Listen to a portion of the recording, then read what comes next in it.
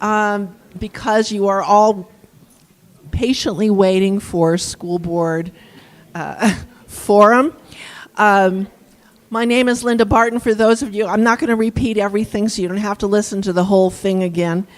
I'm chair of the League of Women Voters of Fremont County, and we are pleased that we have hosted, this is our 10th forum for this season, which is an incredible amount of candidates that we have offered the opportunity to share their platforms with you. Tonight's forum is being live streamed by County 10, and it will be available on their channel, on their YouTube. It'll be available on Facebook, and you'll be able to see, if you're not here, if you're in the audience at home, then you know all this already. If you want to repeat, if you want to hear this again to get more information, then it's available online. I just want to say that early voting has started, and the election's just around the corner. Please make sure you're registered to vote, and early voting or on election day, but make sure you vote, because your voice is your vote is your voice. So I would like to get started now, and with that, I'd like to introduce the moderator, Maggie Miller, who will be conducting the school board forum. So take it away, Maggie. As Linda said, I'm Maggie Miller. I am a local Landerite. I've been here since 1982, and I have two daughters who've gone through the school district here. This is the forum. I've moderated all the forums this year for the primary elections, and this is the one nearest and dearest to my heart. This is more important than anything short of the presidential election that we're facing. I have one daughter who is in her second year of medical school through the WWAMI program, the collaboration between the University of Washington in Seattle and the state of Wyoming, Alaska, Idaho, Montana. The other one is going to end up there soon too, I believe. She's going to apply next year. Currently, she's a wrangler for the Allen family for 5 months in the winds. How cool is that? I'm a children's attorney. I represent abused and neglected kids for the state of Wyoming, primarily, and also private custody disputes. So I'm in the thick of kids, and this is all about kids, and there's nothing more important. I really firmly believe that you have a right to vote, but you also have a responsibility to vote, and you need to think about this election of all elections. I really thank these candidates for being here today. They've all got their name tags. I'm going to refer to everybody by their first name. I just had surgery yesterday with the wonderful Ben Francisco. You can stay local for surgery now. It's great. But I can't talk very well. I'm having a little hard time. Virginia, Taylor, Mara, Scott, Daniel are here in person. And then we have Buck Tilton, who is in Alaska with a very seriously ill friend, or perhaps a family member, I'm not quite certain. So we're thrilled that he could join us via Zoom. And Buck, if at any point you cannot hear us or anything is amiss, please wave your hand or jump up and down or something, okay? We're going to have to be really quick on time, and we ask that you all honor the time because there's going to be 10 questions, and you'll each have an opportunity to take precisely 1 minute, and it's going to be like hair on fire, talk fast, because the questions are really important. We're going to begin with opening statements. You get 2 minutes apiece. Then we'll do the 10 questions, and then we're going to have 3 audience questions. Perhaps some of you have already received cards. If you want to get a card, Michelle has cards. They'll be collected after the 5th round of questions. So halfway through, we'll take a short break, and you can hand those over, and then they'll sort through them so there's no redundancies. Sam is kindly sitting here with an obnoxious orange flag. When you have 15 seconds left, he's going to hold that up, and he'll keep holding it up so that you adhere to your 1 minute. At the very end, you'll have 1 minute for a closing statement. And I hope I haven't forgotten anything. We're just really thrilled you're here. Thank you. Let's start. Let's start with Buck and his opening statement. Thank you very much, Maggie. I'm very, very appreciative for this opportunity. I hope you can hear me well enough. And I'm especially grateful for the opportunity to zoom in from the 49th state. And for those who are wondering, yes, it is snowing. I as a young man, discovered a great passion for teaching. And I've taught for the last 50 years, partly in public schools, partly in private schools, in the last 17 years at Central Wyoming College. I retired this past May. What never altered, the reason I didn't retire earlier, what remained persistent with me was my love for teaching and my great passion to see students succeed. I will do everything within my power to help every single student succeed in Fremont County District 1. Thank you. Okay, Virginia, if you could start us off down here. I'm glad to know someone is as old as I am. I also have been teaching. I've been teaching for 50 years, and I have been teaching college, but I've also been teaching teachers.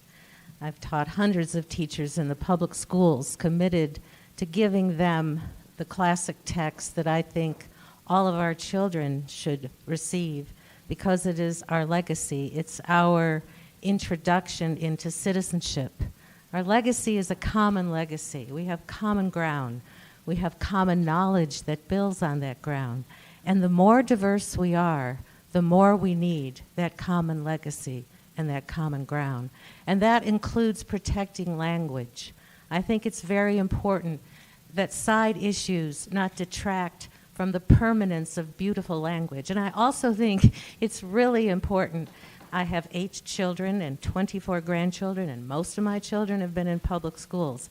And I've seen public school teachers struggle with the fact that they often have to adjust their thinking to certain motions or waves in the culture at any given time. And I think the one way to address those waves and different movements is to stay with the permanent things, the things that address our humanity, which are everlasting and the same.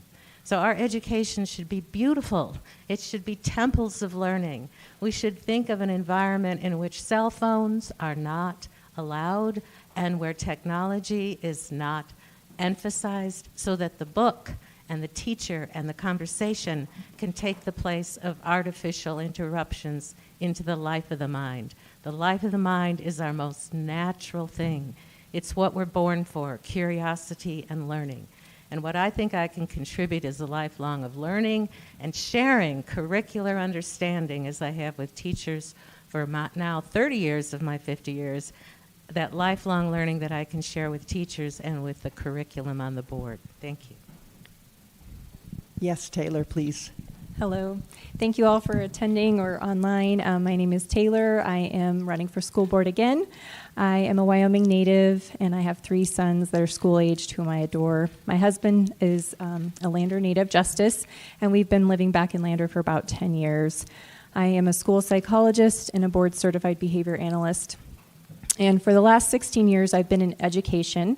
I've seen firsthand the challenges that teachers, school staff, and administrators face with providing educational opportunities for our students.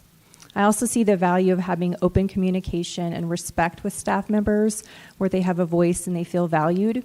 And I also believe it's important for parents to have an opportunity to share what they feel is best for their children. So I really realize the importance of collaboration between all stakeholders to help our students succeed. In March of 2023, I was appointed by Governor Gordon to serve on the Wyoming State Board of Education, and I represent school boards.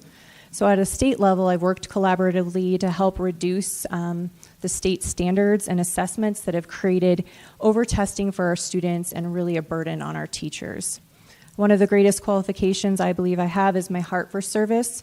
I believe it's important to teach my children the value of serving and helping others. During the time of serving through my church as a coach, a board member, and a volunteer, I've been able to build relationships with a lot of people in the community. And I've had lots of conversations about how our school district is doing, what we can improve on, and really where we're thriving. I want to continue to strengthen that bridge of communication between parents and teachers and staff, and I'm going to do so diligently. I believe my professional knowledge, being a parent, and my experience as a concerned and active board member help me to be a valuable asset to Fremont One. So I will listen to your concerns and ensure that parents and educators are heard. Thank you. Yes, Mara, please. All right.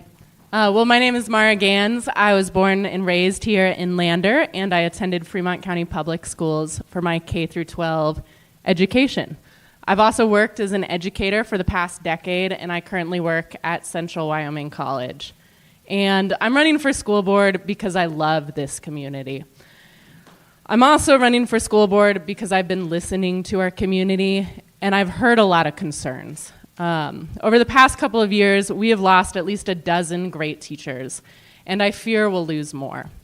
While going door to door, I've heard parent after parent share their fears that we are failing to teach the basics: reading, writing, math, a strong work ethic, how to show up to class on time and turn in work. I've also spoken to numerous students who have left our district because they didn't feel adequately challenged or because they didn't feel adequately supported. And that's a problem we need to fix. I'm running for school board because while I've watched all of this happen in our community, I have also watched our school board drag national hot topics into meetings instead of focusing on local issues. I've watched division form in our community when the topic of education comes up. And frankly, we don't have time to fight. I've highlighted a bunch of negatives, but I also want to focus on all the amazing things we do have here. We have parents who are so invested in their children and who want to be involved.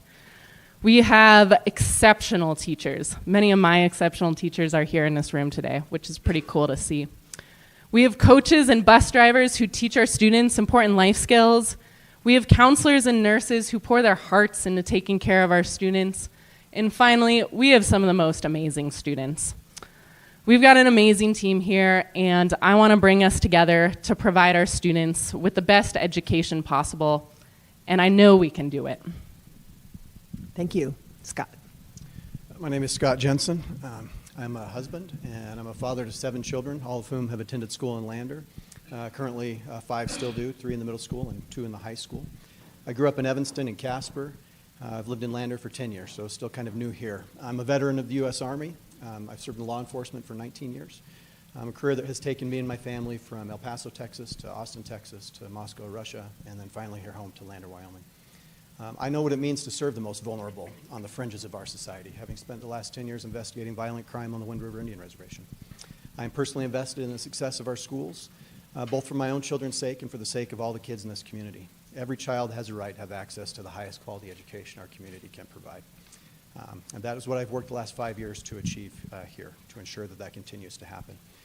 During COVID, my leadership was instrumental in ensuring our schools stayed open and remained open despite the many very loud voices that demanded they close and that kids stay in masks. I fought against the overreach from Washington and Cheyenne, ensuring that those masks came off. I have consistently advocated for transparency in our schools, fostering a collaborative relationship of trust between teachers and parents, trust that's critical to maintaining public education. And I've been a strong supporter of concealed carry for qualified staff, ensuring that our kids are safe in our schools. We are fortunate to have schools full of excellent and dedicated teachers. And in combination with strong families and parental involvement, these teachers are responsible for the success we've seen in our schools. I don't have experience in education, different than everybody else sitting up here. Apart from my 5 years on the board, the experience in education I have is the same as most people in here. I'm a parent, and I was a student. But I do bring a wealth of experience to the table that I think is valuable to have a diversity of opinions. And I strive to constantly learn. For instance, just today, traveling to Powell for cross-country meets, I learned that the highway between Meeteetse and Burlington is not 70 miles per hour. It's, in fact, 50. And there was a sheriff's deputy kind enough to inform me of that. So I'll remember that. And lastly, Daniel. Thank you. I would just first like to extend a thank you to the League of Women Voters for hosting this forum. Thank you to Maggie, Sam, Linda, and Michelle. And thank you for all of you for being brave and taking the step in running for an elected position that serves our children. My name is Daniel McLean. I'm originally from Cheyenne, Wyoming. I'm a 4th-generation Wyoming native. After high school, I graduated, went to the University of Wyoming, and decided that wasn't for me right away, and then entered the workforce, and where I worked as a CNC and robotics programmer for about 9 years, and then decided to go back to school and finish my education to become a history teacher. I did that in 2016 and then started working at a college preparatory charter school in Cheyenne. Before that, married my wife, who is here supporting me, and she was not a huge fan of Cheyenne, so we moved up here to her hometown, and also my dad's hometown. I have deep roots here in Lander, and I've had a lot of people ask me what's my reason for running for school board, and that answer is very easy. I care about kids, and I care about their education. It's the most important thing that we can do for our future generations. When I taught at Fort Washakie, I had a gentleman by the name of Ross Hopeman say something to me that stuck with me. And he said, our children are sacred. And he's right. And we owe it to them. And that's why I'm running. Thank you. Buck, we'd like to start with you. Can you hear me okay? Yes, I can. Okay. As a school board member, how would you supervise the superintendent? You get 1 minute. I think that the superintendent, first of all, deserves all of our support. It's a tough job.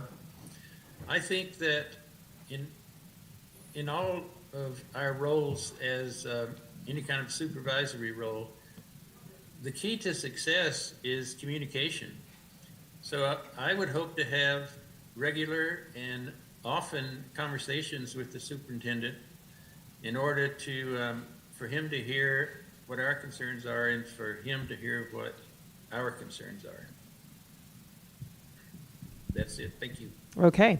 And no one in the room is going to believe this, but all of these are randomized name lists. But somehow this next question came out in a row. So Daniel, you're next. Is this working? So, that's a great question. As a teacher, one of the tools that I value greatly, teaching concurrent enrollment for CWC, for political science, is at the end of the semester we get evaluations not only from our administration, but we get evaluations from students as well. So I get to see from a different perspective what's going on. As a board member, you're going to get a limited exposure from administrators. I think we should incorporate a way where we can get input from other stakeholders that might be in the district or even out of district, or in the schools and outside the schools to see how the superintendent's doing. Now, that would be a multifaceted attack. Like, it would be one piece of an evaluation and not the whole thing. But I think would be important. Thank you. Your thoughts, Scott? Sure. Supervising the superintendent is, in fact, the main job of the board. He's the executive officer. He's the CEO of the district, and he is there to implement the policies and vision that the board sets for him. So the best way to do that, and the way we have been doing that, is to have metrics in place that we can monitor and ensure that he's meeting, that he's in fact doing the things that we're expecting him to do. And when he doesn't, call him to task. He has to be held accountable. Right now, Mr. Harris is excellent. He's very knowledgeable. He knows what he's doing. He has my support, the support of the other board members, and we listen to his recommendations, and we hold him accountable. Go ahead, Mara. All right. Well, my belief in my classroom is I don't ever give feedback to students if I don't ask for feedback for myself. And so I would apply that same policy here. So step one is to ask Mike Harris or whoever the superintendent is, what can we do to help you in your job? Then step two is to use those metrics and assess whether or not he is achieving his job. And I believe we need to have a system of feedback throughout our schools. I can't imagine teaching without getting feedback from my students. Our superintendent needs to receive feedback from administrators, from teachers, from the school board, and that applies to every other position in our school. So we've got to build those systems so people can receive feedback, but then also build a culture of trust and respect so we know that that feedback comes from a place of love and care and not animosity. Thanks. Taylor. Thank you. Those were all great responses. As Scott mentioned, that is our duty. We currently have an evaluation process that's set up that every couple of months we go over certain criteria and we review that as a board with how we're feeling with the superintendent's performance. So that includes we evaluate with staff surveys, just seeing how well he communicates with this community and with administrators and teachers. We look at student performance data. That's a big point. Obviously, we need to make sure our students are performing and meeting to criteria. We look at proficiency in math and language arts, science, those types of things. The other thing we've considered is staff satisfaction surveys. but also longitudinal data, and that's something we'll probably talk about later, but looking at post-graduation, where our students are going and how they are, doing afterwards. So we need to just equip them beyond high school and being able to see where they're going from there. Virginia, thank you. A very interesting set of responses. I'm too theoretical, and I apologize. Maybe being a college professor has ruined me for public service. I'm not sure. But I am on the Wyoming Commission of Civil Rights. And one thing that I learned by being with folks on the committee is that before you talk about means, you have to have your ends straight. So all these mechanisms that are in place to make sure someone is doing his or her job have to be wedded to what we share as a common end, which I think is articulated both by the state and its State Board of Education and by our community. So within those parameters, we have to keep revisiting our ends and see if means are appropriate to those ends. And that means that we often have to re-enliven our own mainsprings of learning and not just think that efficiency or goal-oriented or proper feedback is adequate to understanding whether we're on the right path to the right ends. So that's what I would recommend, even from time to time, revisiting what those ends are and seeing if we're living up to them. Thank you. Scott, this next question goes to you first. How would you approach staff retention and recruitment? Staff retention and recruitment is that's a challenge. So across the board, countrywide, and certainly in the state of Wyoming, we've seen a drastic decrease in the number of students graduating from the University of Wyoming in education, and consequently, we have fewer applicants for jobs that we have open. One way that we've tackled that in the district now is to be more aggressive in recruitment. So we have staff, we have administrators going to college fairs and targeting newly graduated students there and convincing them that Lander is a place they would like to come to. And we've had some success in that. The big challenge is cost of living, which this school board has no control over. The cost of housing and the inability for people to afford to live here is a real challenge that we'll need the city to help us with. Secondarily, we need to ensure that our staff are properly compensated, which we've increased salaries in the recent past, and we'll continue to look at ways to do that and advocate with the state to make that more possible. Thank you. Taylor. Thanks, Maggie. I will have to agree with a lot of what Scott says throughout tonight, just because we're on the board together currently, and so we're working and involved in a lot of these things. So as he said, we've taken up a lot of measures recently to get more recruitment. We have our administrators going to these events trying to recruit staff and teachers. Other things that we've been trying to do is implement exit surveys to get data and feedback from the teachers that have left. We really value that feedback, and we want to be better. We want to know what's going on and what our problems are, what our strengths are, and so we can know how to improve and help them. In September of 2021, we did pass a policy that allowed job sharing that we were hopeful that would help, because we did have a couple teachers that ended up leaving the district because they wanted to work part-time. That policy wasn't an option at the time. And then also right now, I'd like to talk about daycare options. I think our school has the ability to provide a daycare within this building and be able to support our teachers with the cost of daycare. Thanks. Buck, were you able to hear those responses? And I guess I really need to ask, could you hear Scott Jensen? He's holding the mic a little I way. did not hear Scott. I heard Taylor. Okay. So, Buck, your approach to staff retention and recruitment? Say again, please. How would you approach staff retention and recruitment? Thank you. As Taylor pointed out, when people leave, we need to know why they leave. That would be, to me, the obvious pathway to figuring out how to keep them. I think that people, students succeed in the classroom more often than not, far more often than not, because they have a good relationship with the teacher. And I think that teachers who have good relationships with administration are far more likely to stay and to do a very, very good job for us. So we should be encouraging relationships and communication between teachers and faculty. Thank you. Mara, your thoughts on that? Perfect. Great. Number one, we have to pay more. Simple. Although doing that is a little more complex, and we have to work with our state legislators to figure out how to provide funding in the state for education long term. Second, I absolutely agree on exit surveys. I think we also need to be very intentional about where those surveys go and who reads them. We live in a very small town, and we're all neighbors with each other, and so it might be worth considering hiring a third party who is not in Lander, Wyoming to read those exit surveys, and even to re-ask people to complete exit surveys so we have an unbiased judge. Third, it's not enough to just read exit surveys. We then have to identify patterns in trends and then actually act upon them. Feedback is not enough by itself. Virginia, what do you think on this topic? I have a lot of thoughts because I spent a good part of my adult life honoring teachers.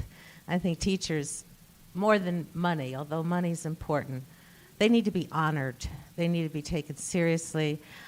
They need to be given feasts. We need to think of ways to make the environment conducive toward learning, and that would be also conducive towards staying in a school. In other words, again, I'm going to emphasize technology tonight because a teacher, to be honored, needs to be heard. And a teacher can't be heard if there's a cell phone and the computer in the way of being heard. A conversation with that teacher, respect for that teacher, depends upon having done the homework, and parents have to be responsible for seeing that their children do the homework, and then the conversation that can take place in the classroom will flourish, and the writing will flourish. So I agree with all the basic skills that Mara and others are talking about, but the teacher is gratified when they see their job being successful, and that you see in the student. Thank you. Daniel. Well, I can tell you as an educator that lives in Lander but does not work in Lander, the number one thing is pay. Pay and benefits are by far the reason that we are losing teachers, and I hear that over and over and over again. It is simply unaffordable for a teacher to work here. It really is, and we have to fix that. And that's got to be a problem that has to be tackled through our cooperation with our legislature. I recently read that they're talking about giving teachers a raise, and that's really important. But we need to have other creative solutions as well, providing teacher housing or getting some way to get teachers here to get in front of our students, because teachers and having them retained is directly linked to student success. If we do not retain our teachers, our students will not be successful. It's simple as that. Thank you. Next question, Mara, you can start us off. Proposed policy JMA, student transgender considerations, states that students may refer to another individual using whatever pronoun the speaker prefers, regardless of what the person being referred to prefers or requests. What is your reaction to this statement? Well, that policy was tabled, and my guess is because it violated national federal discrimination laws. I am opposed to that policy. I think it is a waste of our time to push policies that are not going to get passed and that violate federal laws. I'm going to use the rest of my time. When I get the orange thing, does that mean I'm out of time, or does that mean 15 seconds? Okay, I've been wondering that. Don't be like Virginia when she goes over. Okay, just had to ask that. You have to watch. But yeah, we have to make policies that are in alliance with federal laws, and we have to respect students. We cannot discriminate against them. It's a waste of the time, of everyone's time, to do otherwise. Buck, could you hear that question? Yes. What do you think? Well, I would say it's my nature, certainly my inclination to honor other people. And I don't have any problem referring to someone by the pronoun they prefer. Of course, if there are policies that we have to keep, then I'm a supporter of keeping the policies. But I don't have any reason to not call people by the pronoun they prefer. Taylor, what do you think about this? Thank you. As Mara said, that policy was tabled, and part of the reason for that is because students do have free speech, but that free speech is hindered when it could be implied that they're bullying students or that they're pervasively using something that they know isn't appropriate. And so that is why that policy is tabled for now. And I hope that policy doesn't need to be revisited, because I do think that there's a lot of great in that policy, but I do think it causes a lot of division. While we're speaking on that, I will say that I'm a huge advocate of our girls being protected in sports, things like that. And that was one of the areas in the policy that I did support. But yeah, as Mara said, that has been tabled. Virginia, you get 1 minute. Thank you, Maggie. I'm going to make it a long minute. I think you heard me say something about language earlier. I really love the English language, and I love the relationship between language and reality. And I also love agreement between nouns and pronouns. So if we use a singular noun, we should use a singular pronoun. In other words, we shouldn't be shy about protecting the English language, and we shouldn't be shy about protecting the nature of things. Certain things are given, and I'm not going to mess with our English language. I'm not going to mess with Shakespeare or Milton or any of the greats. I think it's a little presumptuous of us to be changing the language to suit an individual's preference at a given time in their adolescence. Daniel, what do you think about this hot topic? What an easy question, right? I've had 2 students personally that have approached me privately and asked for me to refer to them with certain pronouns, and I don't have an issue with it. It doesn't take any effort on my part to make them feel welcome. I want them showing up for class. That's what I want them doing, and I want them engaged in a learning environment more than anything. If that means I have to call them by a different pronoun, so be it. Scott. So I think the question wasn't, what would I do? The question is, what should students be required to do? And students have free speech, same as everybody in here does. And probably among the most egregious forms of government tyranny is compelled speech. And so were we to pass a policy or even have one by default that requires students to speak in a certain way, that's compelled speech, and that violates their rights. And is not a violation of federal law. In fact, doing the opposite would be a violation of federal law, because we have a thing called the Constitution that we're required to uphold. And any of these folks that win this election will take an oath to do such. And those free speech rights are important. So how do you balance that with not bullying? And that's the crux of this question here. And that's harder to answer. But speech that is respectful and that is sincere is not bullying. And so a student that decides to use pronouns that are generally accepted by a majority of the people in this country as appropriate, that's not bullying. And using a student's name that is the name they have on their records at the school is not bullying. That's the name they have on their records. And so protecting free speech is important and something that we should do. Here's another light question. Policy JICHA-R, drug testing for students involved in extracurricular activities, is being implemented for all students in grades 6 through 12, whereby students in extracurricular activities are required to submit a urine sample to prove that they are not using drugs or alcohol. Currently, a 6th grader participating in student government is required to submit a urine sample and is subjected to random testing throughout the year. Do you support this policy? What additional options could the school district use to help eliminate the use of drug and alcohol among our students? Taylor. I had a feeling I was going to go first. I obviously support this policy. I just want to say this policy was passed in August of 2023.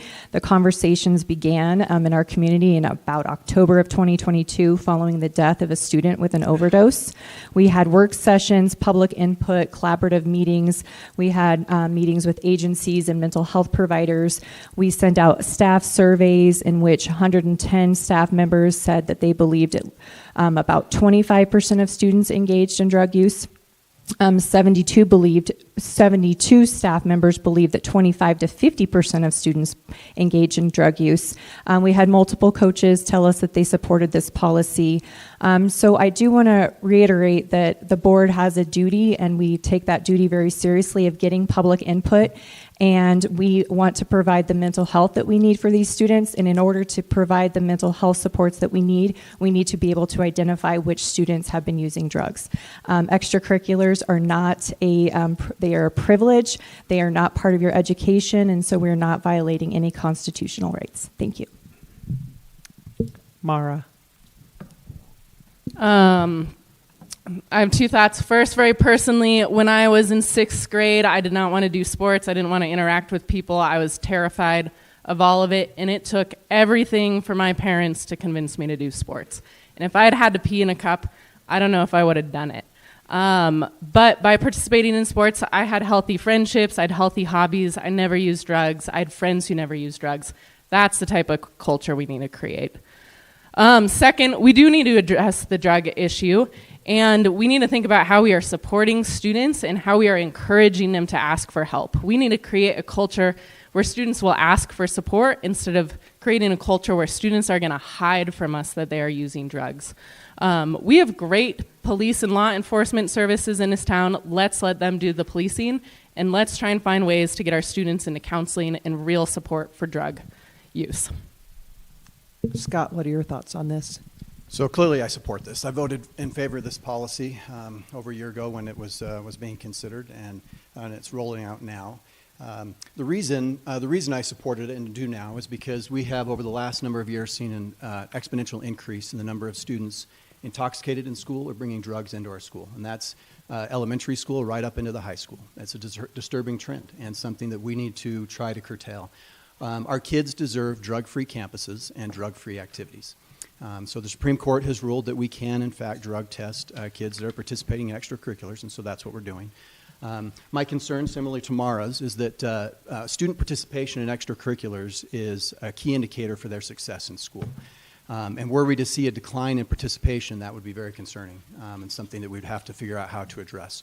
Fortunately, so far this school year, we have seen an increase in participation and 0 positive tests amongst kids that are participating. So in my mind, so far a success. We'll see how it goes the rest of the school year. Daniel, what do you think?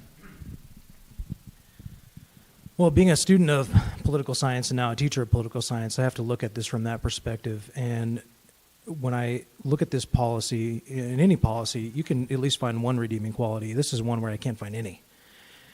First, you're violating student rights. That's what I believe. It costs money. You're pulling students out for instructional time to take tests.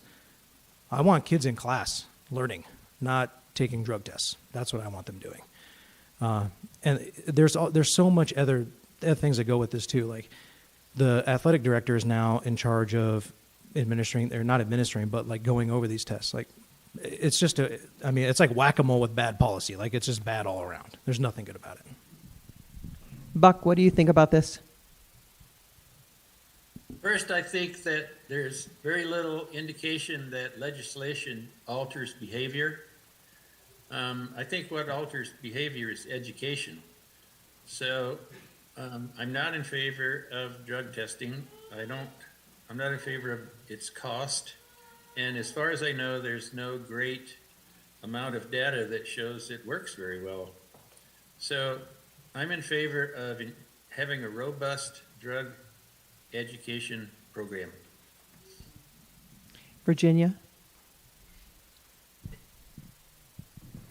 This is a very complicated issue, but I'll just tell a story to answer it. I just lost my favorite nephew. He was a grown man, but he was given drugs as a 10-year-old by a very wealthy family in which he was raised. And if there had been more overt intervention in his early years, he probably wouldn't have continued on the path that he did, because he was free to pursue. And this is with wealth. We're not talking about a lower economic group, but the drugs are everywhere, and parents are using them. And normally I would not approve of such a policy, but with the danger, not just to our school children here, but the whole culture. This is a problem in our whole culture. and we need to address it in ways that we would normally not want to, but because it is a life or death issue. He just committed suicide, this boy, by the way. Thank you for sharing that. Very sorry. Daniel, you're first up on this. Do you support staff carrying concealed weapons in schools? Why or why not? So this is a question that I have struggled with deeply. I've been a concealed carry permit holder for over a decade now. And as it is right now, looking at all the peer-reviewed research, it's not something I can get behind. I think we should leave it to professionals in our schools. And the other thing, too, is I was recently at a tech conference, and we can use new tools like artificial intelligence to detect firearms outside of schools before they come in. And, I mean, we say it's going to keep us safer, but I just don't see it. There's no research out there that says that. The other thing is there's one of the biggest providers of concealed carry training for teachers is in Texas, and they train teachers to stay in the room if there's a shooting. And it's like, what are the statistical odds that that's going to happen in that exact room? I mean, do we want teachers out in the halls with firearms having a gun battle with someone? No, we should leave that to professionals. I want to teach, number one, and leave protection to the professionals. Buck, what are your thoughts on this? I'm very concerned about having a lot of loaded firearms on our campuses. I'm in favor of full-time SROs at all our campuses and limiting firearms to professionals who have been well-trained in how and when to use them. Virginia? It's another difficult issue. I think we have to look at the record of other school shootings and see, as in Texas, the time lag. It's very, very difficult for the professionals to get there on time. In the meantime, 20, 30, 40, 100 kids can be killed. And we live in a town, I'm from Chicago, lived here 11 years. I'll get out of this town in a pine box, and that's it. I love it.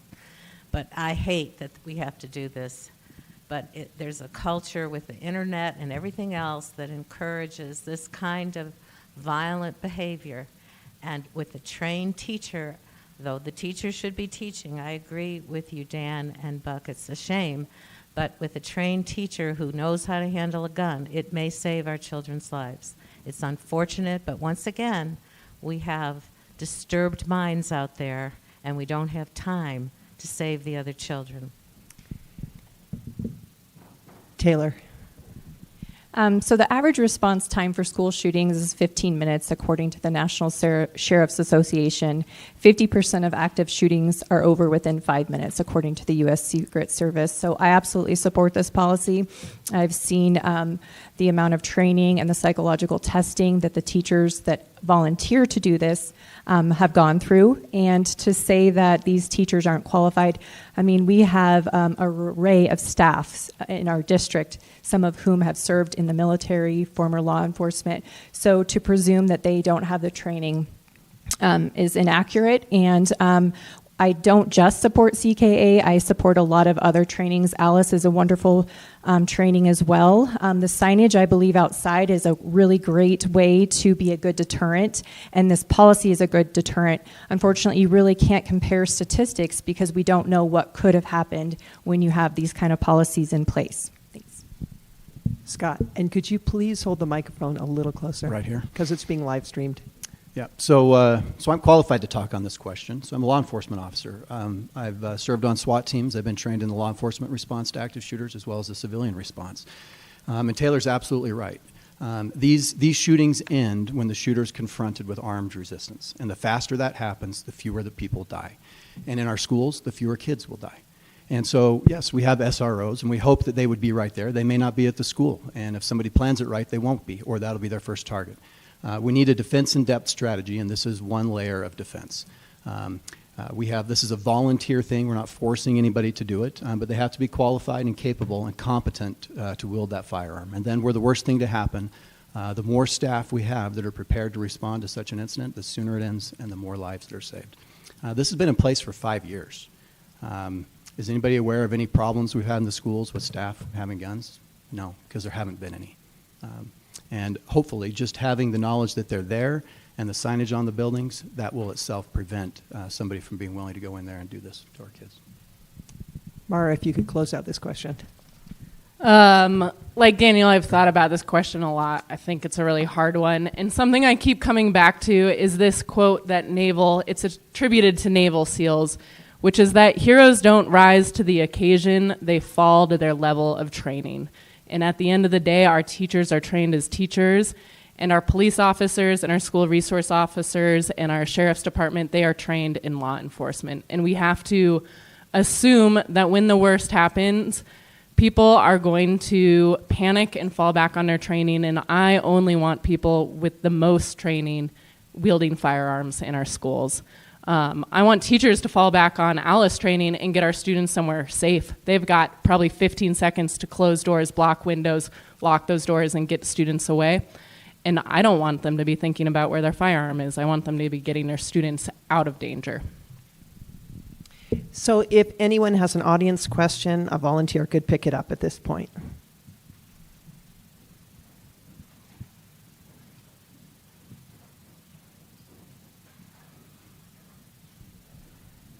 So Scott, you can start us off on this round. Our school motto is every student, every day. How would you support this mission? Well, every student, every day, yeah, that's our motto, and that's important. We need to, as a district, we need to be focusing on ensuring that we are supporting every student in reaching their potential. We need to recognize that potential isn't necessarily the same for every kid. So we need to be helping the high flyers reach the levels that they can do, as well as supporting those that are struggling to catch up. We don't necessarily do a good job of that right now, as we heard from Mara earlier. We struggle to support those kids on both ends of the spectrum, I think, and we could do a better job. I don't necessarily have all the answers to that. One way I approach those questions is I lean on the professionals we have in our buildings. So we have excellent administrators. We have so many excellent teachers, many of whom have taught my children that I have a great deal of respect for. And I lean on their expertise on how we're going to make small modifications that will help us improve on that. But the truth is, our schools do great. We are highly competitive in the state of Wyoming. The state of Wyoming is highly competitive in the nation. We do a good job. Could we do better? Absolutely. Buck, what do you think on this issue?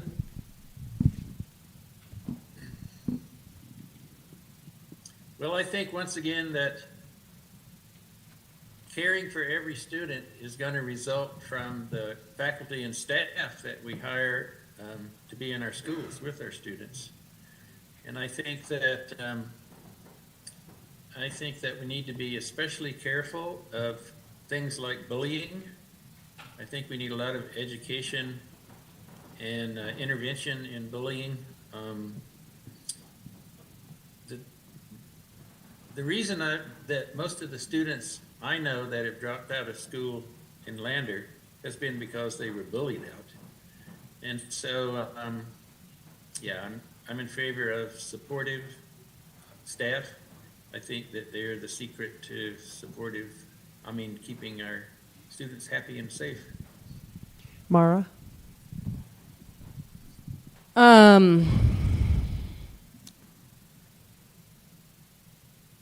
Gosh, I think lots of things. I think first and foremost, teachers are our eyes and ears in the classrooms, and counselors and other staff and coaches. And when they come to the board, when they come to an administrator, when they come to the district with a concern that they are seeing over and over and over again, we have to listen to them. And we have to be willing to put aside our own beliefs in order to hear what they're saying. Because if we go into a scenario assuming that our schools are perfect, we will never be able to hear the real problems happening in them.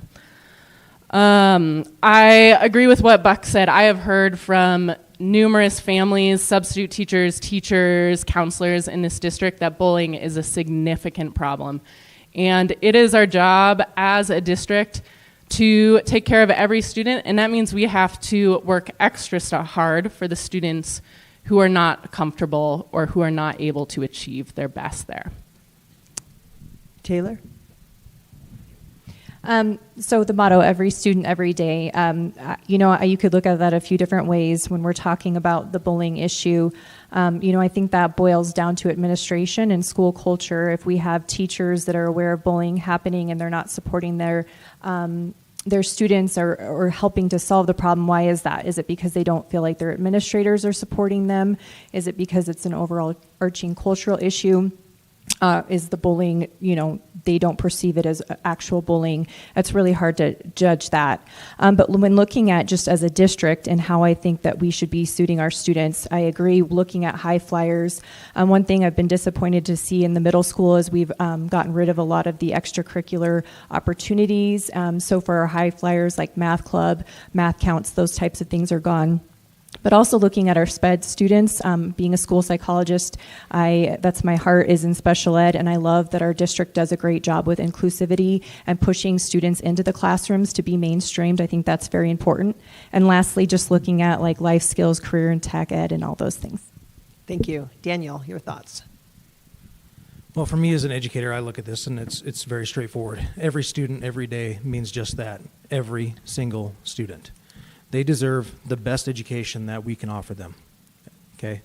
And no matter what student they are, no matter their beliefs or anything, they deserve a quality education, and we're here to provide that. The other part of this is providing quality staff. We need to provide quality staff, and we need to compensate them fairly to make sure that those students are achieving those goals. And lastly, on this topic, Virginia. Every student, every day. I have a Down syndrome daughter, 37 years old, who lives with us. She would not be the literate, social, bossy person she is without the special ed teachers that nurtured her throughout her many years in school. And I think, though, that being said, what made her who she is, and what we have to remember, is that the best education for the few is the best education for the many. I think all students have to be exposed to the beautiful. They have to be exposed to, as the beautiful exhibits itself in literature, in art, in great athletic achievements, every student. And I would hope that teachers can preserve their authority to make sure that their students treat each of their fellow classmates with the dignity that we each have as being made in the image and likeness of God. You can keep that mic. I can? You can.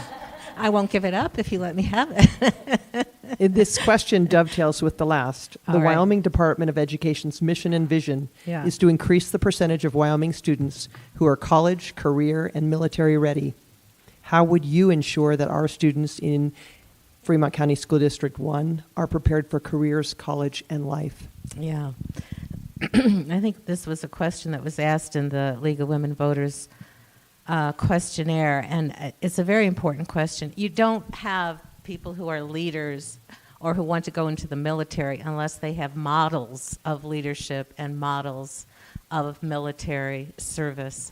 And to have those models, you have to have strong curricula in history. You have to have an exposure to the greats, or you're not having figures to aspire to. And to make an effort toward leadership, you have to care about the regime that you're leading. You have to care about the country that you want to serve, which means you have to teach admirable things about that country, which means you have to emphasize the positive aspects of our regime. I teach political philosophy too, Dan, and I see too many colleges and too many schools downgrading our traditions and our legacy instead of affirming them. Buck, what do you think about this? I have a lot of thoughts about this, but I'm not sure how totally relevant they are. Isn't this the question we always ask? How can we graduate students that are ready for the world? And I think that the answer is that we listen to what they have to say. We do everything we can to meet their needs. We role model what an educated person looks like. And, on a more mundane side, we need to be sure we're offering the kind of classes that prepare students for a future outside of high school after they graduate. Mara, what do you think? I don't want to be the negative Nancy, but I teach in a college, and I have to teach my students, and my students coming out of Lander High School, is the fundamentals. Come to class, turn in your work, bring a pencil, bring a paper.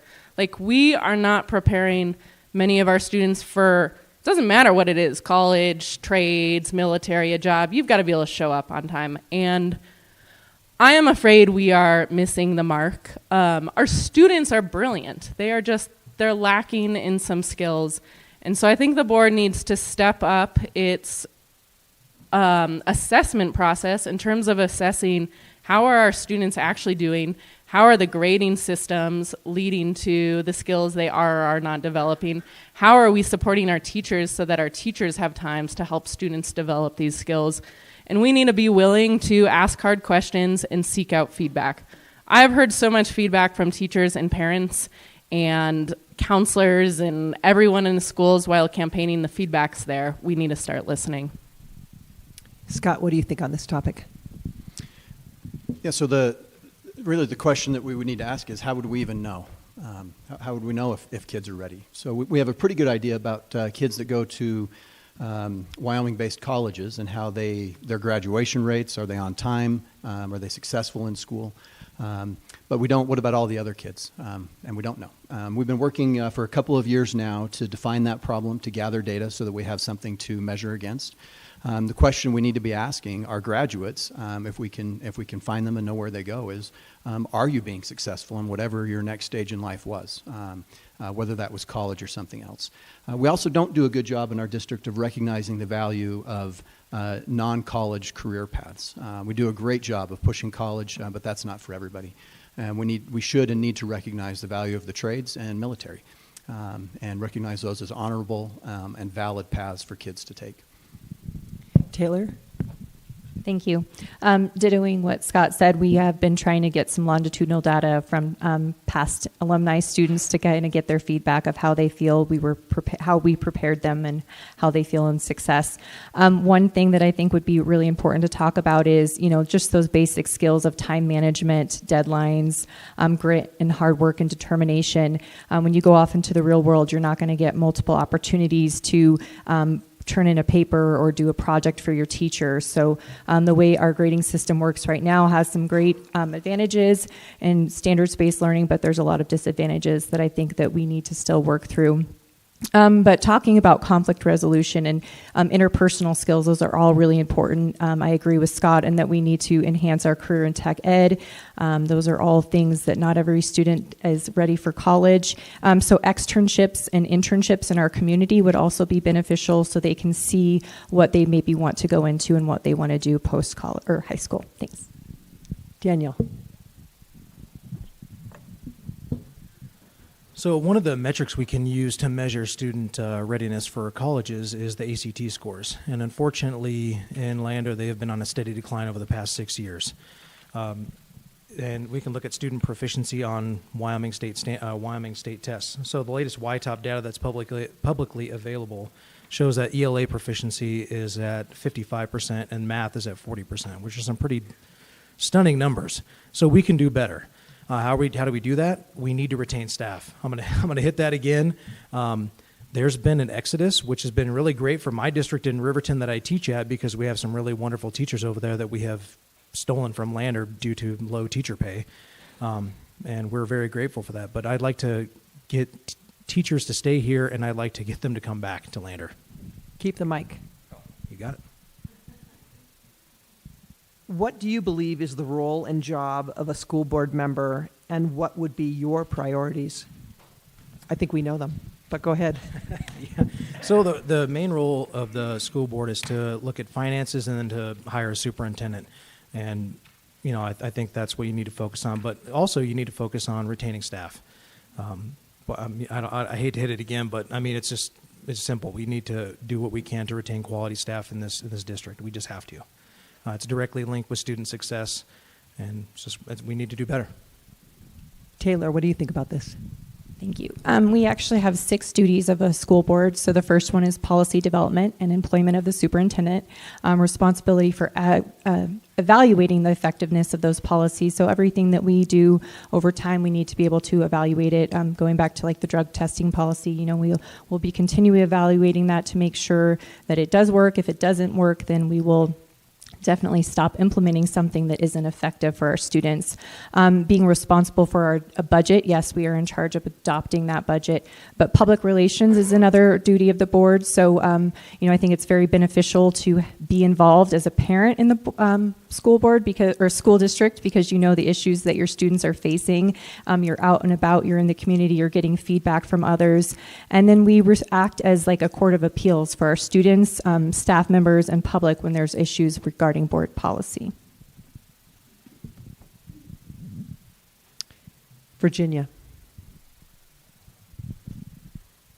I think part of the school board's job is to be a liaison between all the schools and the community. Aside from the official responsibilities, this outreach to the parents is extremely important. Parents need to know what's happening in the schools. And the school board, I think, has done a very good job of opening up the knowledge that parents have, the transparency and accountability that has been a goal of I think, most of the members on the current school board. I would like to see that continued. I would like to see the parents not only understand their rights, but their duties. And I think that's something that we could help encourage them in, because education is the first responsibility of the parent or parents. And then the schools build on that, but we can only build on what's already been given in the home. And so we need to really encourage parental involvement. Mara? Virginia stole my word. But I agree. You could hire someone to just write policy and evaluate effectiveness, but we are elected for a reason, to be liaisons with the public. And that involves not just listening to the people who come and talk to you or who are the loudest, but that means actually building relationships with a wide variety of people in the community, so you are representing as close to as everyone as you can. And in running for school board, in deciding to run for school board, I have heard immense amounts of respect for the school board and for our schools and our systems. I have also heard a lot of outrage, questions, frustration, or people who are just checked out and don't know. And when those things are happening, that to me says that there is a communication problem, and we are not communicating what we are doing in a time frame that allows public input. Scott? Well, we do all that. We do all that stuff. The school board, we create the menu, and then our teachers, administrators, and staff, they prepare the meal and serve it. And we make sure that that what they've done is in fact what our community expects and hopes that they would have done, to ensure that our schools meet the needs of the families and children that we're serving in our community. And we do that a number of ways. We do try to listen when folks have concerns, and we lead from the front. We're elected to do a job, and so we need to buckle down and ensure that we're doing what the folks have sent us there to do.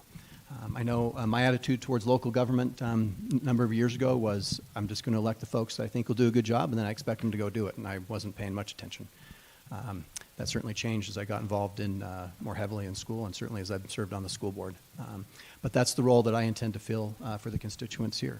Those that are deeply involved, I'm going to listen to them, and those that just want me to do my job, I'm going to do my job.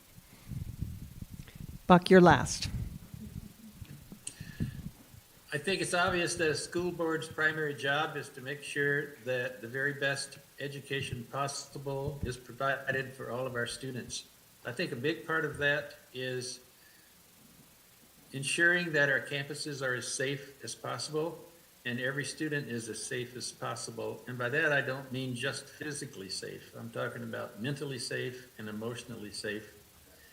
And another element that's required is the school board needs to communicate with the community, primarily the parents, who are always going to be the hopefully they'll always be the prime educators in a student's life. Mara, you're first up here. Describe an example of when you provided leadership in a divisive or contentious situation within a public setting. I do that every single day not every single day, but most days in my classroom. I've got to convince a group of students who really don't want to be there that they want to be there.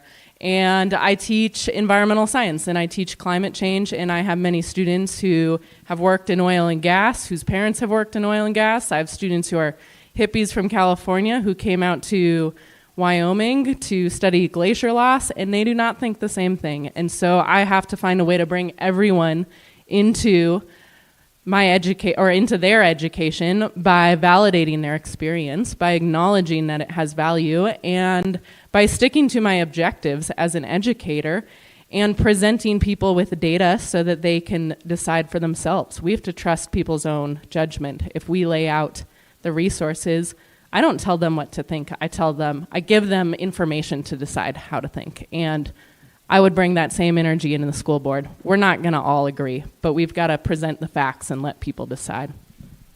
Virginia, what do you think? That's right. I'm on a very controversial board, the Wyoming Commission of Civil Rights, which I was appointed to over 2 years ago. I have another 2 years.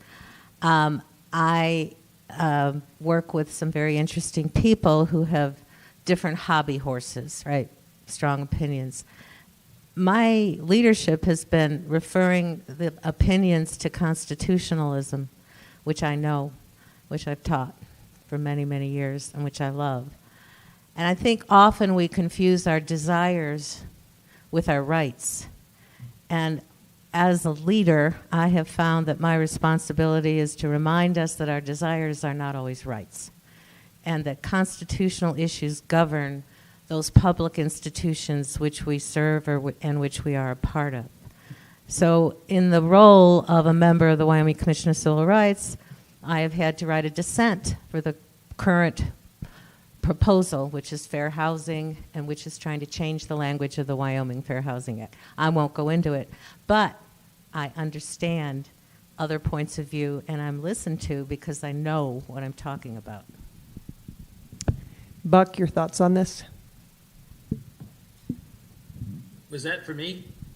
Yep. Do you want me to read it back? Yes, please. Describe an example of when you provided leadership in a divisive and contentious situation within a public setting.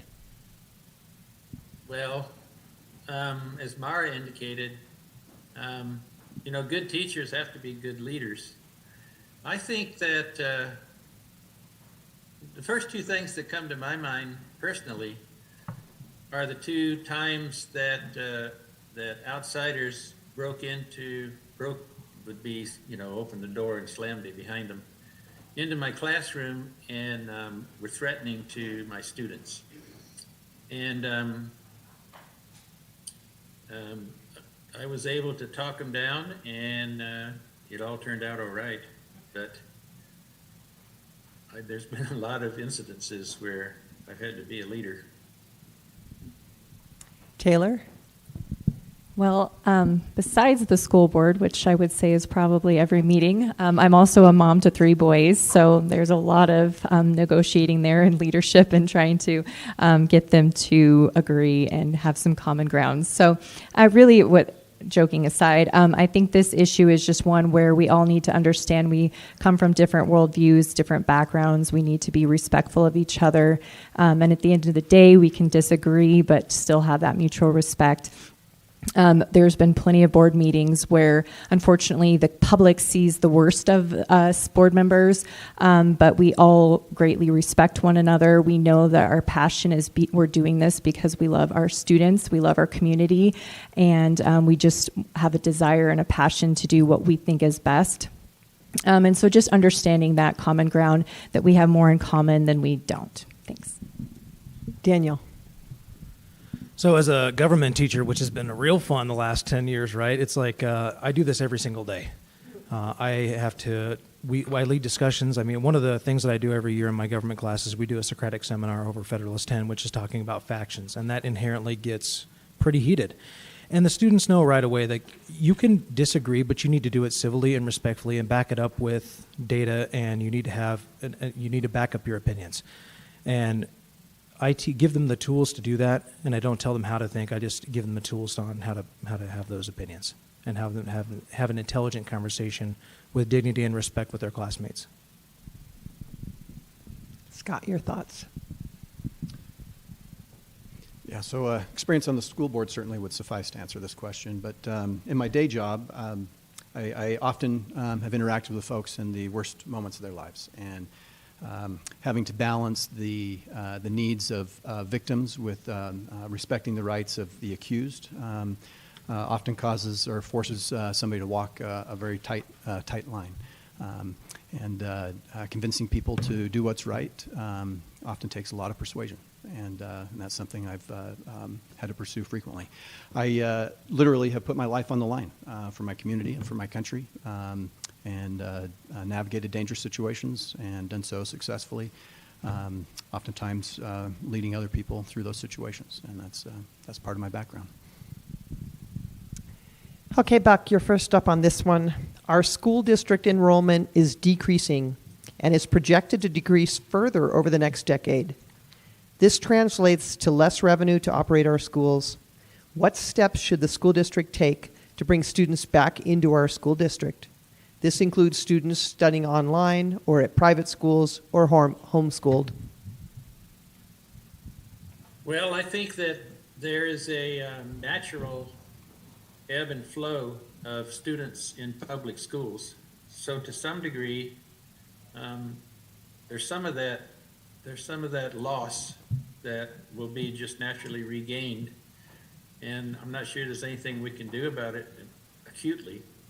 I do think that the best way to keep our students and hopefully attract new students into our schools is by providing them with excellent teachers and excellent opportunities in the school. I think that's my answer. Daniel, what do you think about this? Well, that's a tough one, but I think the first thing that we should do is we should ask those parents why they're not putting their students in the schools. I mean, I think that's the most important question we could ask them. Sometimes it's because they don't have trust in the school system. Other times it could be something as benign as a school just doesn't fit their child's needs. That's the case with my wife and I. We send our daughter to a private school here in town, and it's not for any reason that we have distrust. That's just what's best for our daughter. How can we capture and bring students back into the schools, providing them with quality teachers and a good education, I think is the best thing we can do, and ask the people why they're pulling their kids out. Mara? From the conversations I've had with parents and students who have left our district, a big problem I see is that we need to return the focus to academics. People are leaving because they don't think their students are learning how to read and write and accomplish deadlines at an appropriate level. And then another concern I've heard is from students who have, and then I backed it up with teachers and staff because I don't ever just take students' word for it, but it concerns that it is normal culture in a high school for students to go around and bark at individuals based upon their identity, that in the middle school there are problems with students being hit that leads to fights and bullying, that students in the high school are rolling up other students' sleeves to check if they've been cutting themselves to kind of like mock and make fun of people who might be suicidal. And we need leadership in our schools from teachers and staff and adults who is willing to check this behavior and call it out. And that we need a board that is going to set policies that will back up that leadership. Scott? It's quite the indictment of our teachers. We do have a zero-tolerance bullying policy. But I'm not going to begrudge any parent that's making the decision for their child that they believe is in the best interest of that child. We have a robust homeschooling environment in Lander, and that's great for those kids. Not every kid can be homeschooled. There's Academy of the Winds, and that's great for the kids that can afford to go there. Not every kid can go to the Academy of the Winds.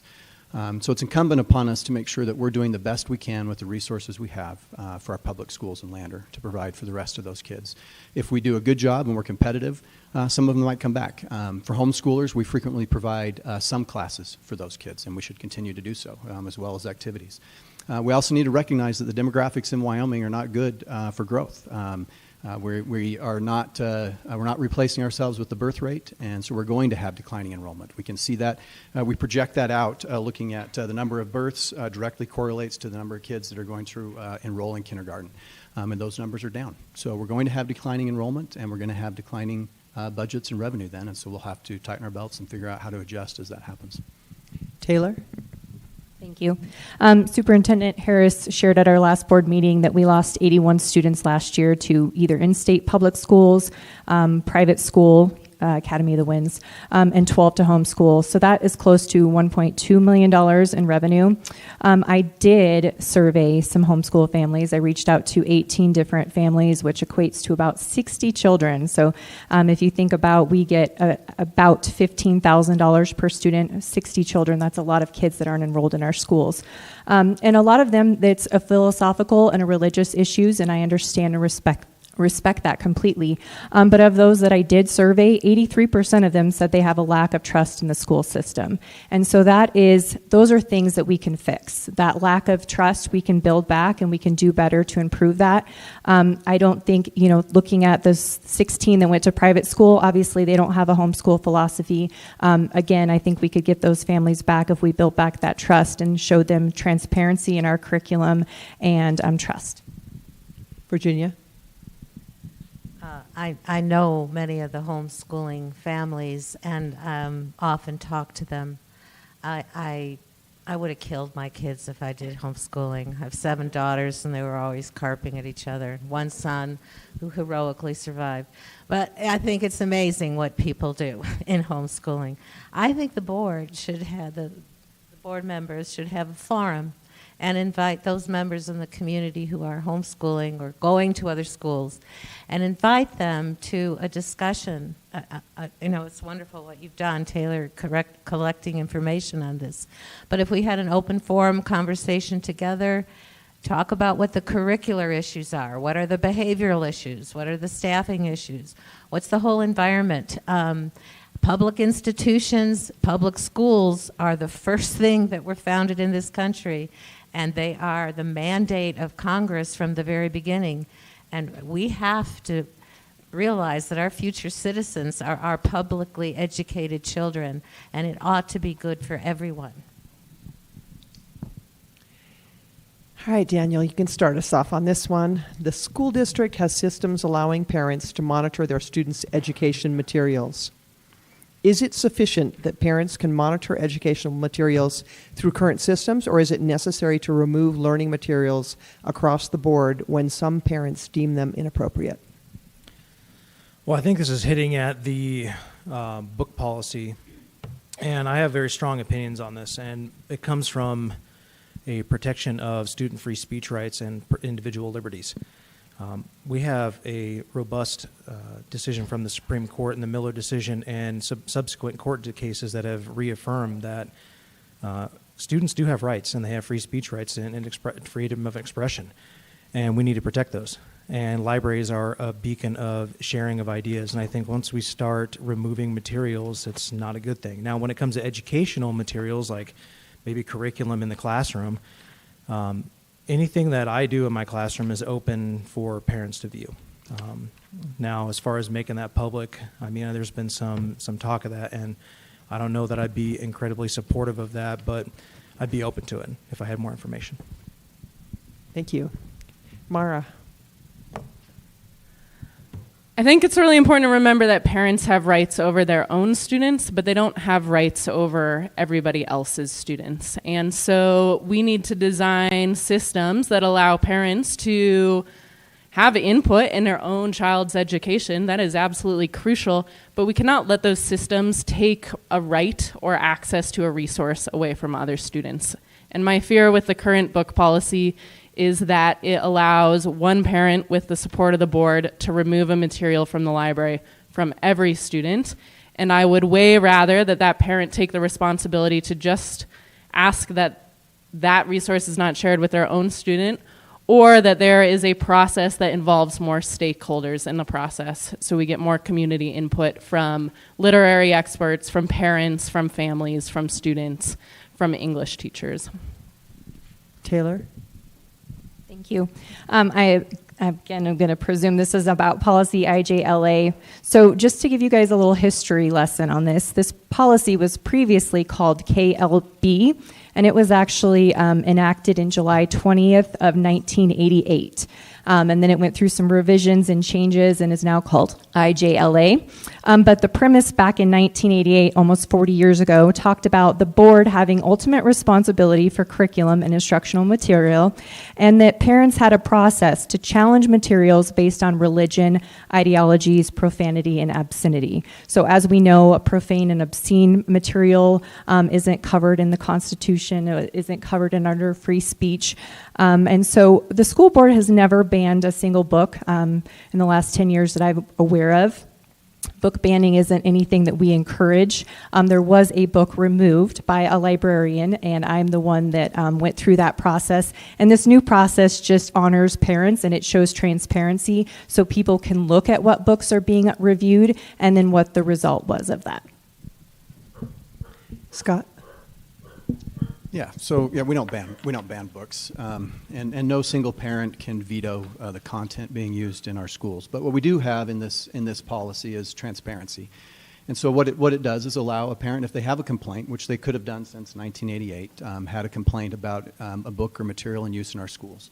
And now what will happen when that occurs is there will be a transparent process whereby that complaint and the result of it is published on our website, so that no material is removed without the public knowing, so that those that were in favor of that would have a chance to see and discuss.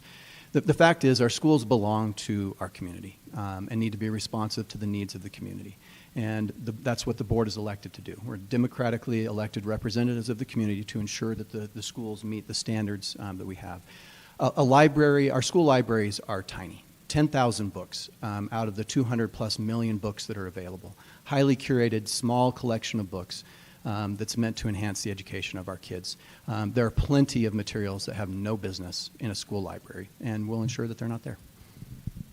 Virginia? Way back, there was a Supreme Court case on D.H. Lawrence's novel, which would be considered tame now, Lady Chatterley's Lover. You know this case. Right? And there was a policy by the court that a work could be allowed as not obscene if it had socially redeeming value. And I think we ought to be able to agree on certain things not having a socially redeeming value, especially if they expose children to habits of sexual behavior that have nothing to do either with the natural order or with what we want to teach children, which is moderation and restraint in their lives. So all knowledge is not necessary. Some knowledge should be siphoned out maybe until the appropriate time in life. Socially redeeming value, I think there are some standards of authority here where just people's preferences don't get to win. Buck, you get to close us out. Well, it's always awkward and uncomfortable when a parent feels strongly that what their student is presented with in school is something they disagree with. And I would never argue with parents about, parents totally have the right to set boundaries for their own children about what they read. I think I'm a proponent of the Miller test for the acceptability of books for schools. And I might get this wrong because I haven't read the Miller plan for a while. But it has to, it can't be overly concerned with sexual content. It must have some literary value. And I think the third one is that the language has to be acceptable for the grade level. Okay, thank you. Now I think we have some audience questions.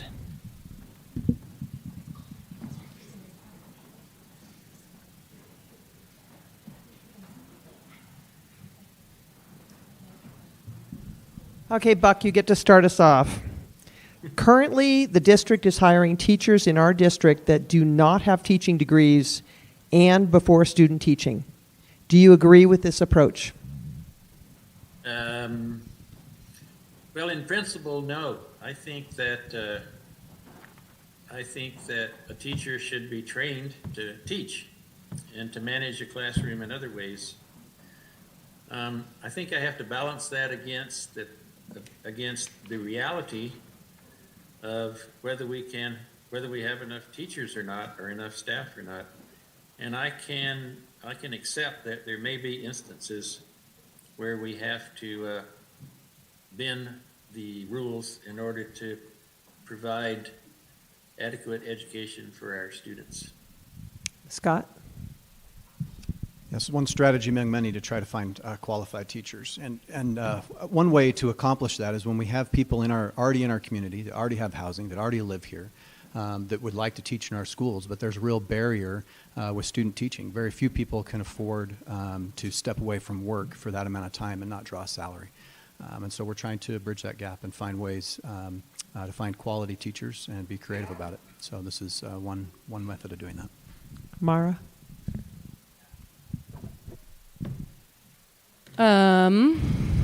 Gosh, I mean, we're in between a rock and a hard place if we're hiring unqualified teachers to teach, and we need people to teach, so I guess I support it, but I have a lot of questions about how we got here.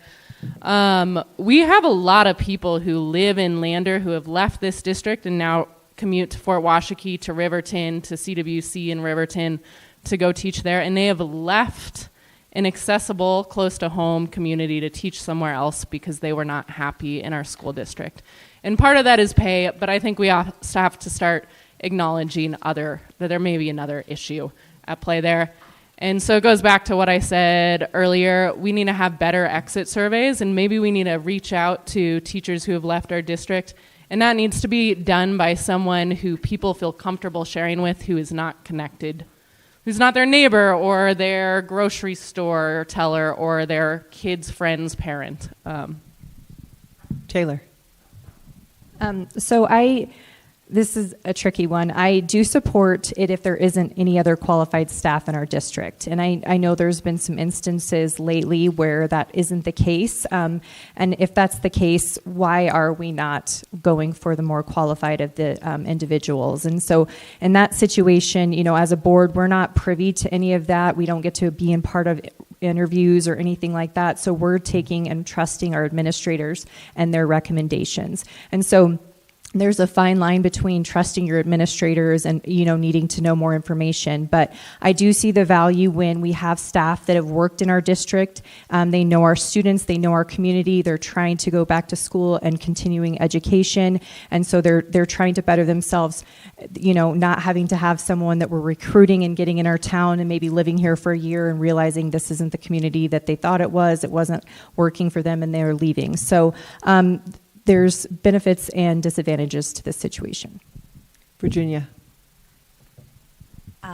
This is a great opportunity for the brilliant graduates of Wyoming Catholic College to teach, because they're teaching all over the country in classical schools.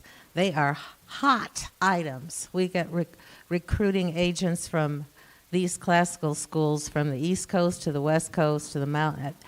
And if they were wooed to teach here, and they all want to stay in Lander, and they all want to increase the fertility rate, believe me. They have babies. Boy, do they have babies. I tell them not to get married, but they all end up getting married too soon, in my opinion. But look, they could fill those roles. They are so well educated. It's a top-rated school, and they also love the outdoors. I think, look at those people as potential, because other people are hiring them. I don't know why Lander can't. Daniel?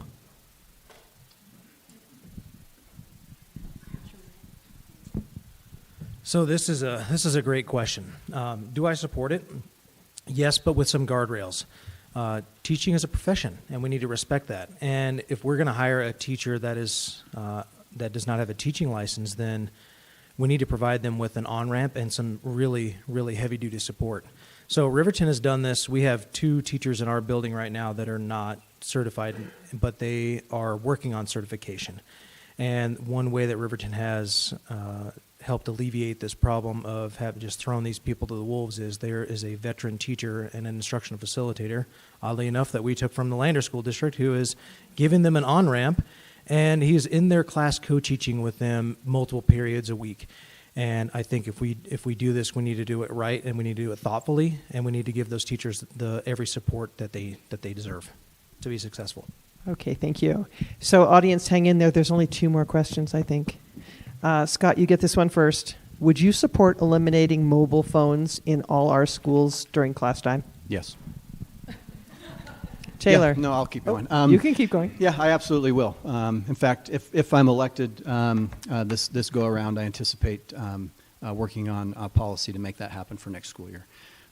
This is not a new concept. This is something that's been done in other school districts in Wyoming and around the country.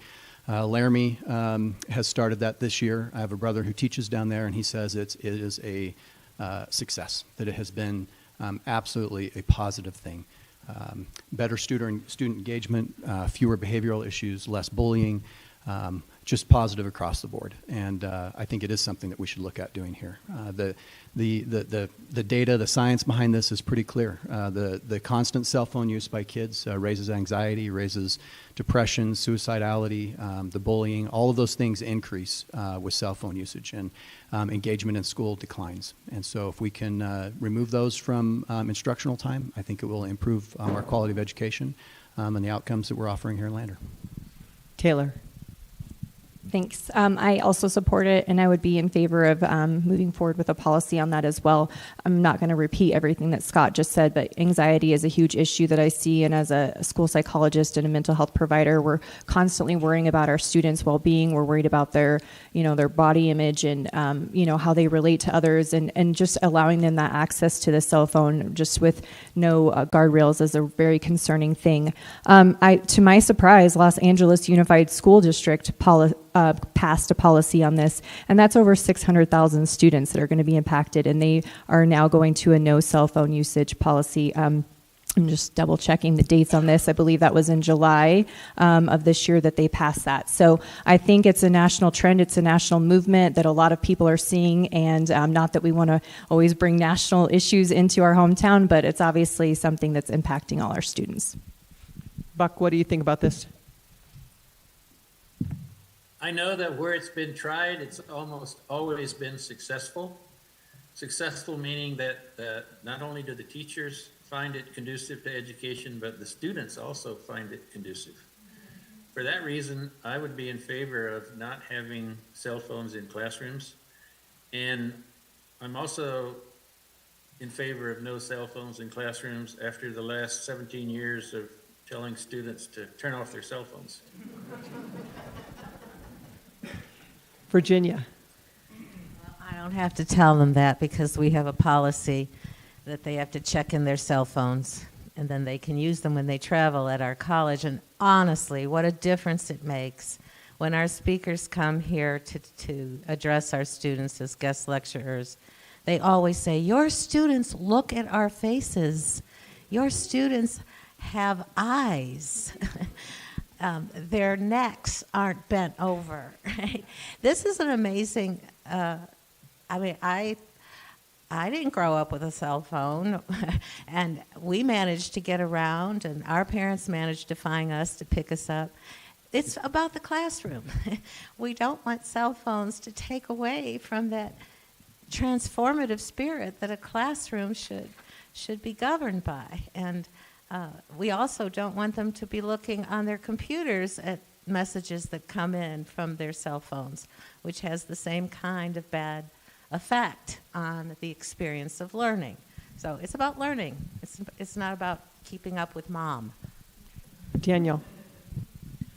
Yeah, I'm going to echo what everybody up here just said. I 100% am in support of this. Recently, Riverton High School went to a no cell phone policy, and it's been a night and day difference. As a teacher, I no longer have to police and tell kids to put their phones away. It's been wonderful. The learning environment is better, and the students like it. The students at first were apprehensive, and they didn't like it, but now that we've gotten into this they actually really appreciate it, and they actually call each other out. They're like, hey, put your phone away. And it's been transformative in the classroom. So I am fully in support of having a board policy that would eliminate cell phones. Mara? Personally, I want cell phones gone from my classroom. And like Virginia, I've been lucky enough to work at schools where they're not allowed, and it's amazing. But before I make that decision on behalf of the whole school district, I would want to seek out input from the community, because I know that my decisions need to be rooted in the community and not just my own personal beliefs. So I don't know yet. All right, and the last question. Buck, you can start us off. The Lander School Board has spent considerable time talking about how LGBTQ plus students should be treated at school. Do you believe this is positive? Why or why not? I think it's absolutely essential that the specific needs of LGBTQ plus students are heard and as much as possible met. I'm done. Thank you. Scott? Yes, I'm not sure I agree with the premise of that question, but we should be ensuring that the needs of all of our students are met, including this cohort. I think in particular this cohort has done a major disservice by social media, by some of the adults in their lives, telling them that they aren't wanted, telling them they don't belong, that there's something wrong with them, that they're broken, that everybody hates them.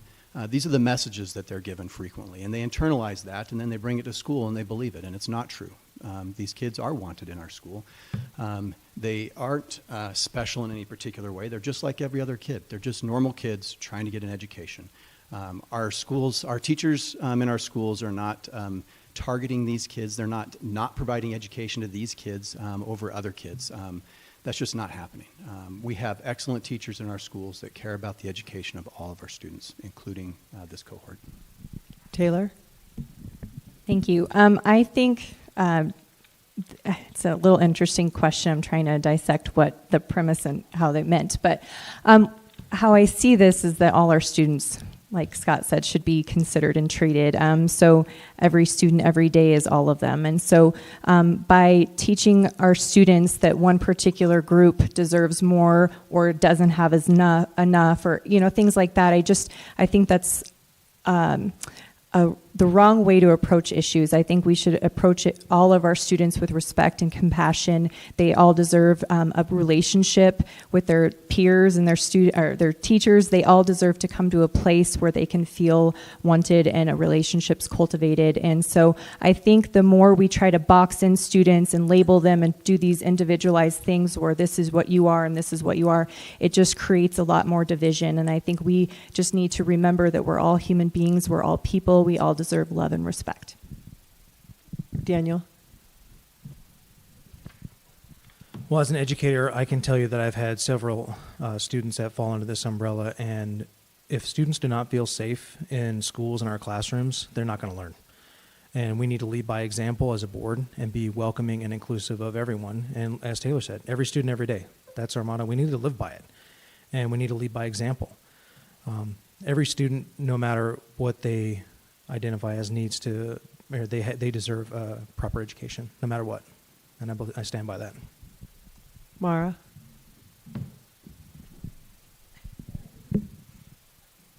I'm going to come back to that statement of every student every day and also remind us that we have to put in extra work for some students. We have elevators in our schools because not all students can use the stairs. We offer free and reduced lunch because not all students have parents who can make them lunch or pay for their lunch.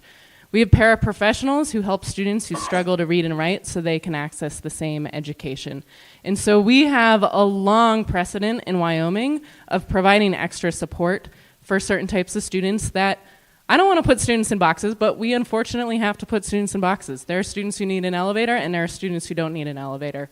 And we have to think about how we can bring everyone up to the level that everyone can participate in their education fully.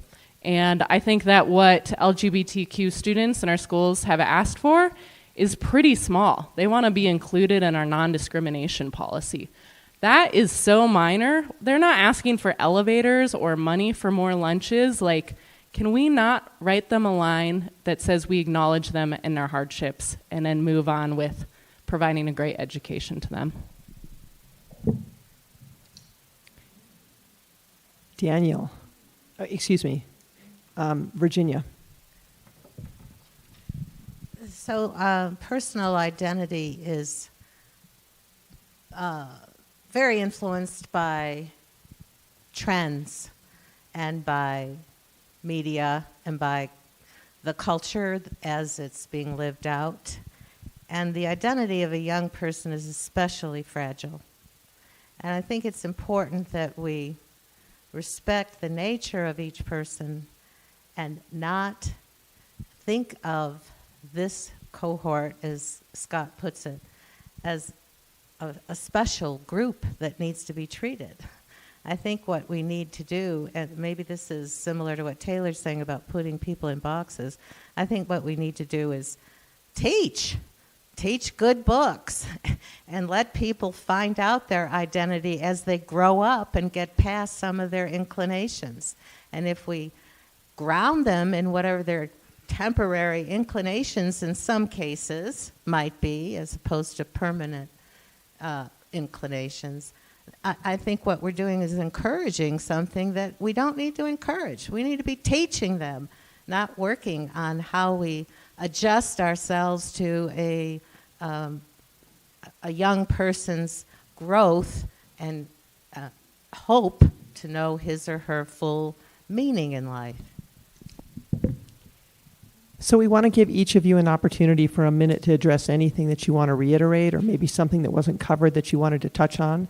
And perhaps we can just go the opposite direction from the beginning where we had started with Buck. So we'll start with Virginia. I just want to say I'm so grateful to you, Maggie, and to the whole forum that makes possible this conversation. I think gratitude is how every community keeps its cohesion. We all can share what we're grateful for.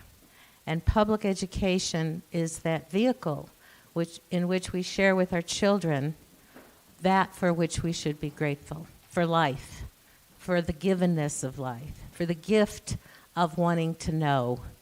That's what we should be encouraging, irrespective of all the diversity issues that seem to come on the table as central. They're not central.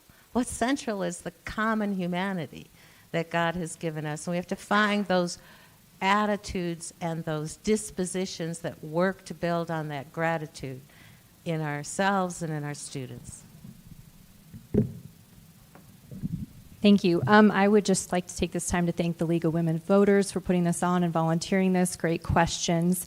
I think this, and thank again all of you for attending. I think this was such an important forum because it really opened up a lot of transparency in how we all feel, and we agree on a lot of things. We agree that students should be first. We agree that we love our community, and we're all here for that reason, but we disagree on a lot of big issues. And so I think this forum really lays out those differences. And regardless of the outcome of this election, I just applaud everyone for being vulnerable and putting themselves out here to this. It's really hard to take public scrutiny. People oftentimes forget that we do run into each other in the grocery store, and we are all human beings. And so just being grateful for the fact that these people are taking their time to do this. And go vote. Thanks.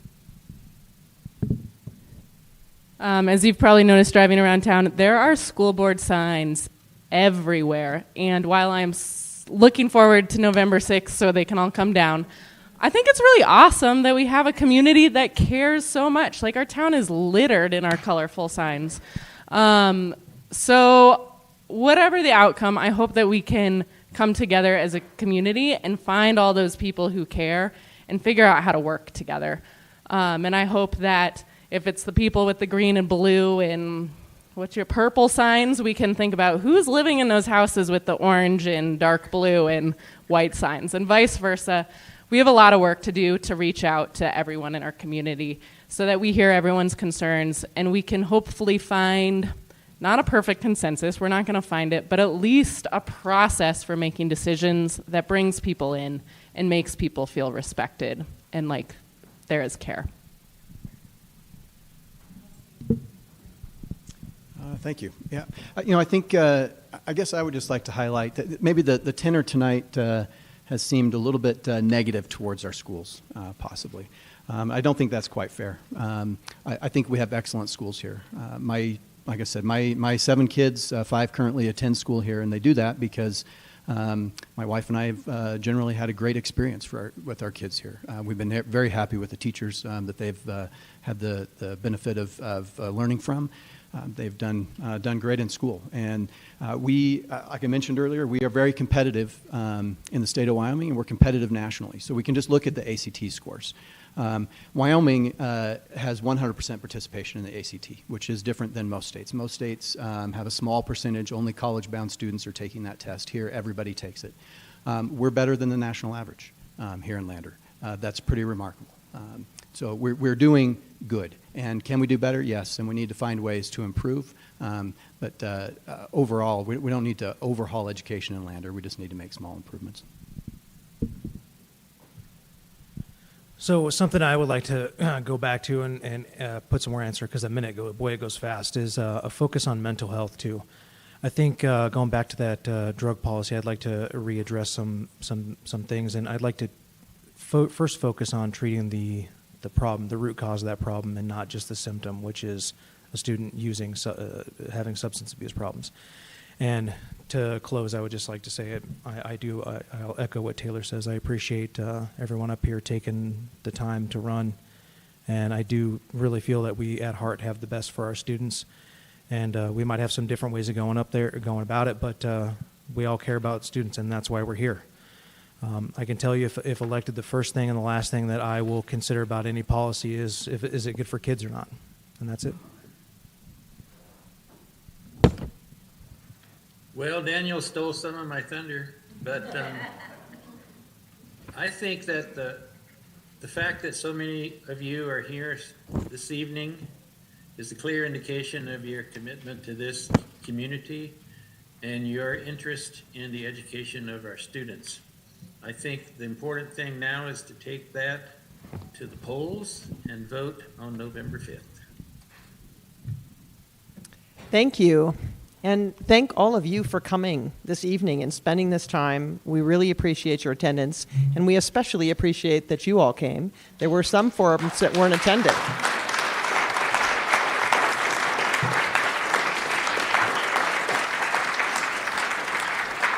I know it's been a long evening, but there might still be refreshments. If you want to ask the candidates any more questions, they might stand around for a bit.